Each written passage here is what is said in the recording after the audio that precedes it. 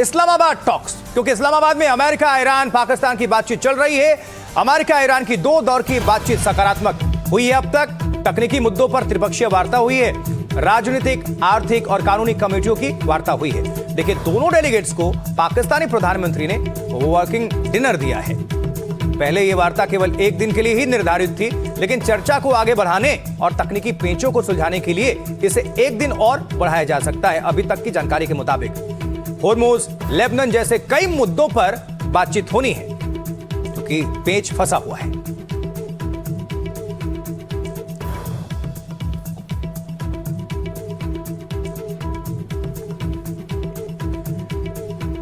हम इस वक्त आप सभी को लिए चलेंगे सीधा इस्लामाबाद। नुमान अशफाक हमारे साथ वहां से जुड़े हुए इस्लामाबाद से। नुमान, इस वक्त क्या हलचल है? मीटिंग कैसी रही? वार्ता कैसे आगे बढ़ रही है? सकारात्मक, नकारात्मक, जो भी आपके पास जानकारी है हमारे भारतीय दर्शकों को और एनडीटीवी इंडिया के माध्यम से हमारे ग्लोबल दर्शकों को बताइए। अशफाक जी, थैंक यू वेरी मच। 9:30 का टाइम है इस्लामाबाद, पाकिस्तान। डिनर जो है प्राइम मिनिस्टर की जानब से दोनों डेलीगेशंस को दिया जा रहा है और 10 बजे के बाद एक राउंड फिर शुरू होगा। आज की अगर मैं आज का दिन समराइज करूं तो काफी मसरूफ दिन था। ईरानियन डेलीगेशन तो कल रात आ गया था, लेकिन जेडी वेंस जैसे ही लैंड किए इस्लामाबाद, लगभग 11:30 का टाइम था जब वो इस्लामाबाद पहुंचे, तो मसरूफियात का उनका आगाज हो गया। ब्रीफली वो सरीना होटल आए, इसके बाद फिर वो इस्लामाबाद यूएस एम्बेसी गए।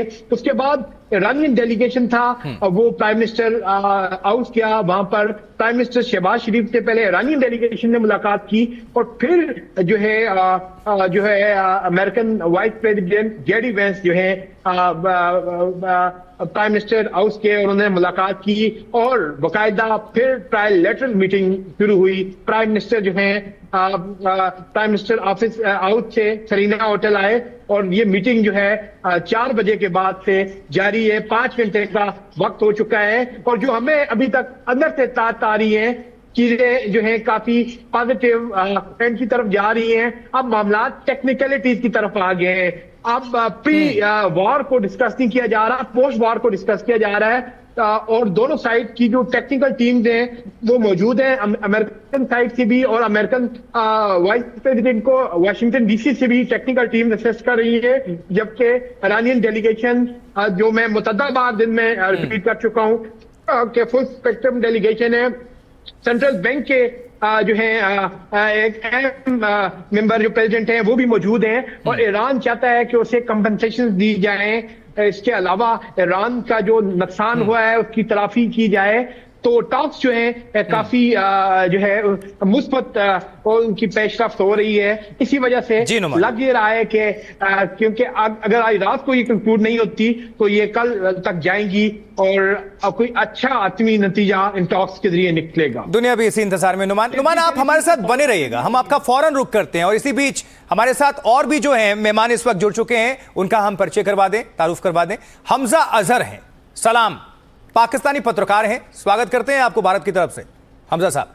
अली अदनान हैं, स्कॉलर हैं, ईरान से जुड़े हुए हैं, आपका भी इस्तकबाल है। आनंद आहूजा हैं, ट्रंप समर्थक हैं, अटॉर्नी। और लेफ्टिनेंट कर्नल जे सोनी साहब हैं, रिटायर्ड डिफेंस एक्सपर्ट हैं हमारे। और प्रभुदयाल साहब हैं, पूर्व राजदूत। बहुत स्वागत है प्रभुदयाल जी और सोनी साहब सबका। लेकिन मैं एक सवाल पहले पाकिस्तानी पत्रकार साहब से ले लेता हूं, सहाफी हमजा अजहर जी से। हमजा, ये हमें बताइए कि ये जो बातचीत हो रही है उसका अभी असर फिलहाल तक आपको देखने को कैसे मिला? पाकिस्तान की आवाम क्या सोच रही है और कौन सी आज की वो बड़ी बात है जो कि एकदम बिल्कुल कहते हैं ना सुर्खियां बटोर लेने वाली? जी बिल्कुल, आज की जो सबसे बड़ी बात है वो तो ये है कि पिछले 50 साल में यूएस और ईरान की इतनी हाई लेवल डायरेक्ट मीटिंग नहीं हुई। तो ये एक हिस्ट्री इन द मेकिंग है जो कि आज देखने को मिल रही है। और जो पाकिस्तानी कौम है, अवाम है, वो बड़ी होपफुल है कि इस निगोशिएशन के मुताबिक पीस हो सकता है, अमन आ सकता है और ये जंग ख़त्म हो सकती है।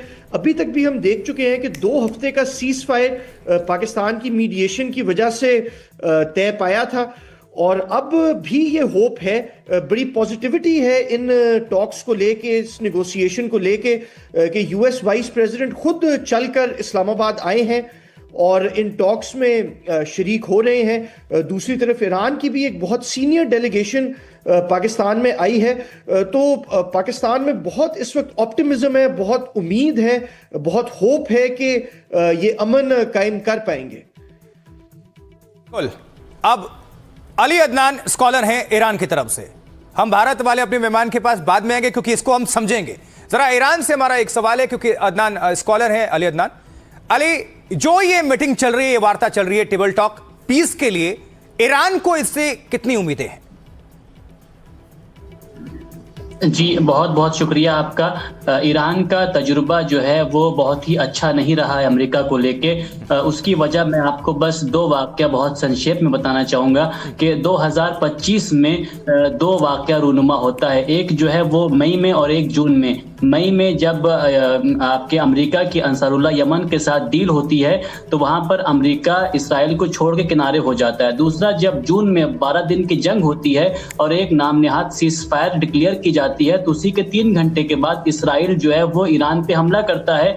तो जब ये बात पहुंचती है अमेरिका के प्रेसिडेंट तक, तो ये ट्रम्प कहते हैं कि नेतन्याहू को गाली गलौज करके ये बताते हैं कि नेतन्याहू सीज़फायर नहीं चाहता है। तो आज 2026 का जब ये सीज़फायर रूनुमा हो रहा है तो हमें ये देखना है कि पहली बात तो ये कि 2 मरतबा अमेरिका और ईरान ये दोनों नेगोशिएशन टेबल पर थे, जून में भी 2025 में, और इस दिन भी 28 तारीख को फैसला आने वाला था। हाँ। तो ईरान पर हमला होता है। तो ईरान का साफ क्लियर स्टैंड ये है कि हम बात तो करने जा रहे हैं लेकिन गुडविल हमारी तरफ से, हमें एक रत्ती भी भरोसा अमेरिका के ऊपर नहीं है। मतलब आप साफ कह रहे हैं कि मतलब बातचीत तो हो रही है, चलिए ये मजबूरी है और जरूरी है, लेकिन भरोसा नहीं अमेरिका पर, इजराइल पर, आपको, ईरान को। बिल्कुल बिल्कुल भरोसा नहीं है। और उसका तजुर्बा है, आपने खुद देखा कि 2 मरतबा का जो है नुकसानदेह तजुर्बा है। ये बताता है कि ईरान ये चाहेगा, इसीलिए ईरान ने ये बारहा कहा है कि हम जो है अपने वॉर का मैदान बदल रहे हैं, वॉर नहीं बंद कर रहे हैं। अब हमारा जो वॉर का मैदान है, सभी मेहमानों को हम लिए आते हैं और थोड़ा सा इसको और दिलचस्प बनाया जाए और सबको हम सुन लेते हैं। आनंद आहूजा जी, अब आपसे जानना चाहूंगा, क्योंकि देखिए ईरान के जो स्कॉलर हैं, जो अली अदनान, वो कह रहे हैं कि भैया ट्रंप पर तो भरोसा नहीं है, इजराइल पर भरोसा नहीं है, अमेरिका पर हमको भरोसा नहीं है। आनंद आहूजा जी, इसकी पीछे वजह असली क्या मानते हैं? ये भरोसा उत्पन्न कर, क्योंकि देखिए टेबल वार्ता चल रही है, लेकिन भरोसा ना होना, बिना भरोसे के बैठना, ये बहुत बड़ी एक बात होती है।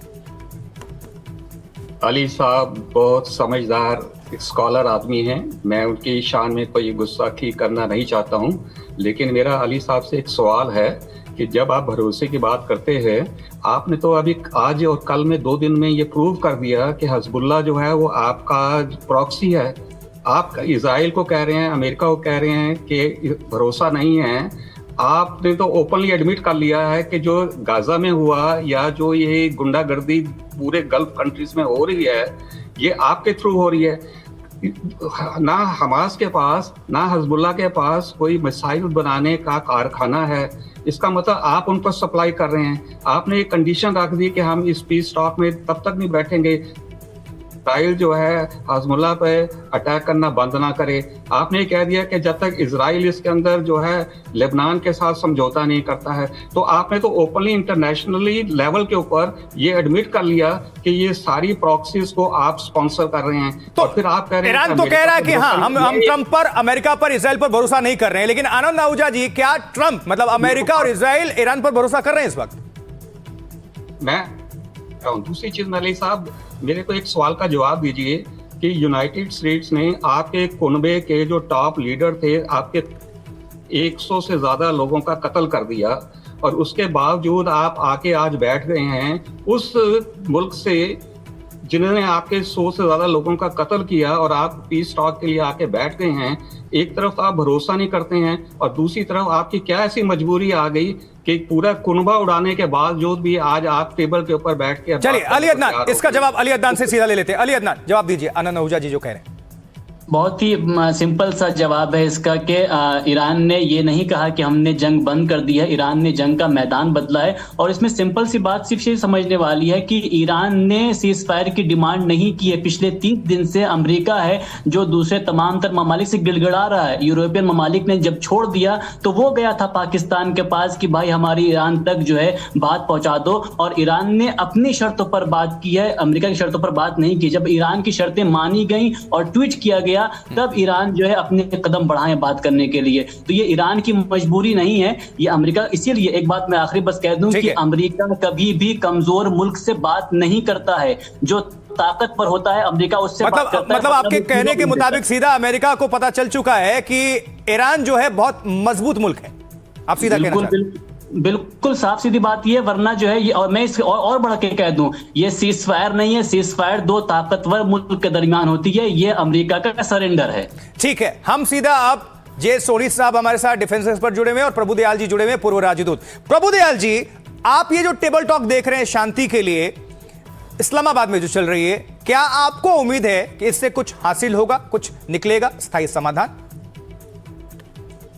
देखिए, उम्मीद पे तो दुनिया कायम है, लेकिन जो दोनों साइड्स के बीच में इतना ट्रस्ट डेफिसिट है, एक दूसरे पे भरोसा बिल्कुल नहीं है, इसकी वजह से मुश्किलात जरूर सामने पेश आएंगी। देखिए, कुछ ऐसे मुद्दे हैं जिन पे इत्तेफाक होना मुश्किल है। तो जैसे स्ट्रेट ऑफ हॉर्मुज़ का है, अमेरिका चाहता है उसको खोल दिया जाए, ईरान बिल्कुल तैयार नहीं है। ईरान इसको एक ऐसा अस्त्र समझता है जिसकी वजह से वो अपना काबू बनाए हुए है। इसके अलावा जो लेबनान में सीज फायर की बात चल रही है, देखिए, नहीं, ट्रंप तो कह रहे हैं ना कि हॉर्मुज़ खोलना ही पड़ेगा ईरान को, तो सीधी धमकी दे रहे हैं कि नहीं खोलने का मतलब है कि हम फिर अटैक करेंगे। तो देखिए, कोई नहीं चाहता कि युद्ध और आगे बढ़े, एक दूसरे पे अटैक्स बढ़े। किस तरह से रास्ता निकलता है ये देखने की बात है। देखिए, इंडिया और पाकिस्तान के जो भी बायलैटरल रिलेशन में खराबी हो, लेकिन मैं पूरी तरह से ये जो पीस टॉक्स है इनका समर्थन करता हूं, क्योंकि ये युद्ध जो है ये दुनिया के लिए बड़ा नुकसानदेह है, और अगर इस युद्ध को खत्म किया जा सकता है तो वो बहुत अच्छी बात है। ठीक है, लेफ्टिनेंट कर्नल जे सोनी साहब, आपसे मेरा प्रश्न है कि जो बिचौलिया बना हुआ है पाकिस्तान, तो पाकिस्तान को इससे क्या फायदा पहुंचने जा रहा है? जो इस्लामाबाद में यानी पाकिस्तान के अंदर जो ये शांति वार्ता चल रही है, इससे पाकिस्तान पर क्या इंपैक्ट? जय हिंद आशुतोष जी। जय हिंद। ये मेरा सौभाग्य है कि मैं आपके न्यूज चैनल पे हूं, विख्यात को पैलेस के साथ। देखिए, हमें पाकिस्तान की मददता दूसरे नजर से देखनी चाहिए।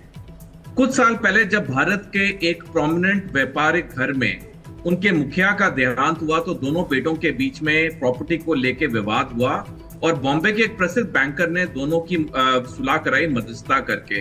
तो ये जो मध्यस्थता होती है, कोई भी दो इंसान जब लड़ रहे होते हैं या देश युद्ध में होते हैं, ये उसी देश को अप्रोच करते हैं जिन पर उनको भरोसा होता है। अमेरिका को पाकिस्तान पे भरोसा है, उसके कारण अलग है। ईरान को पाकिस्तान पे भरोसा है, उसके कारण अलग है। इसलिए ये जो मध्यस्थता हो रही है ये पाकिस्तान में हो रही है।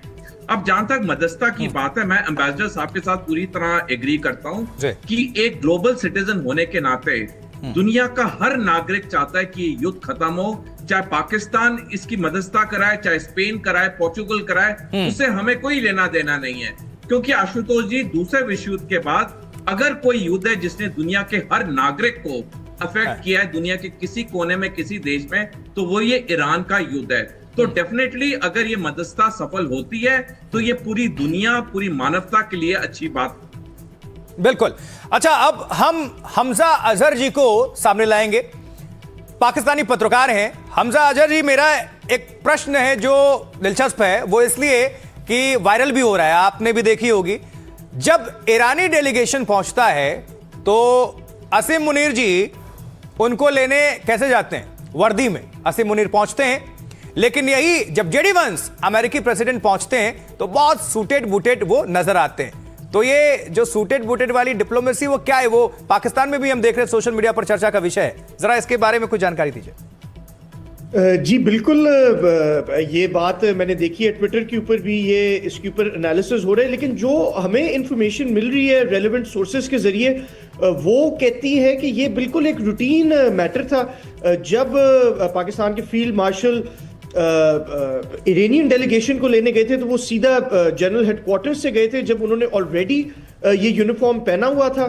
तो वो उसी आउटफिट के अंदर गए थे, और जब वो अमेरिकन डेलीगेशन को गए थे तो वो अपने रेजिडेंस से वहाँ पे गए थे, तो वो उन्होंने सूट पहना था। आज भी जिस तरह निगोशिएशंस हो रही हैं, he is wearing a suit, जो कि एक डिप्लोमेसी की भी निशानी करती है कि वो एक डिप्लोमेट का रोल अदा कर रहे हैं। हमें ये भी इंफॉर्मेशन मिली है कि field marshal Asim Munir chair कर रहे हैं जो ट्राइलैटरल मीटिंग हो रही है अमेरिकन और इरानियंस के बीच में।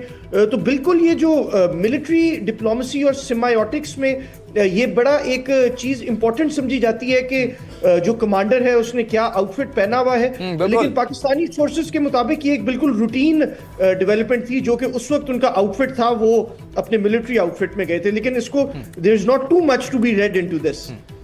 ठीक है, लेकिन एक छोटा सा हम जवाब ले लेंगे अपने डिफेंस एक्सपर्ट से। जय सोनी साहब, इसका जवाब आप बेहतर दे पाएंगे। ये खबरें हमने आपको पूरी बता दी, इसके पीछे क्या मकसद हो सकता है सर? कि हमेशा हमने देखा कि प्रोटोकॉल को फॉलो किया जाता है, प्रोटोकॉल को तोड़कर अगर सूटेड बूटेड अगर रिसीव कर रहे हैं, तो क्या इसके भी कोई संदेश इसमें है या कुछ इसमें डिप्लोमेसी हो सकती है? आशुतोष जी, फौजी नियम और कायदे के अनुसार जब भी कोई फौजी अफसर किसी वीआईपी को हवाई अड्डे में रिसीव करने जाता है तो उसे यूनिफॉर्म में होना पड़ता है। कल जब फील्ड मार्शल असीम मुनीर ईरानियन डेलीगेशन को एयरपोर्ट पर रिसीव करने गए, उन्होंने सही प्रोटोकॉल किया, वो यूनिफॉर्म में थे। लेकिन इसके बाद क्या हुआ, जब ये पिक्चर और वीडियोस वायरल हुए तो अमेरिका से संदेश आया इस्लामाबाद में जीएचक्यू रावलपिंडी में कि असीम मुनीर जब उपराष्ट्रपति जेडी वैंस को आज सुबेरे रिसीव करने जाएंगे, उन्हें यूनिफॉर्म में नहीं, उन्हें सिविल ड्रेस में होना चाहिए, क्योंकि अमेरिका को यह बात अच्छी नहीं लग रही थी कि वो युद्ध विराम की बात करने के लिए पाकिस्तान आ रहा है और पाकिस्तानी सेना अध्यक्ष वहां पे यूनिफॉर्म में है। तो इसीलिए ये जो कारण है कि कल यूनिफॉर्म में थे और आज सिविल ड्रेस में है। ठीक है।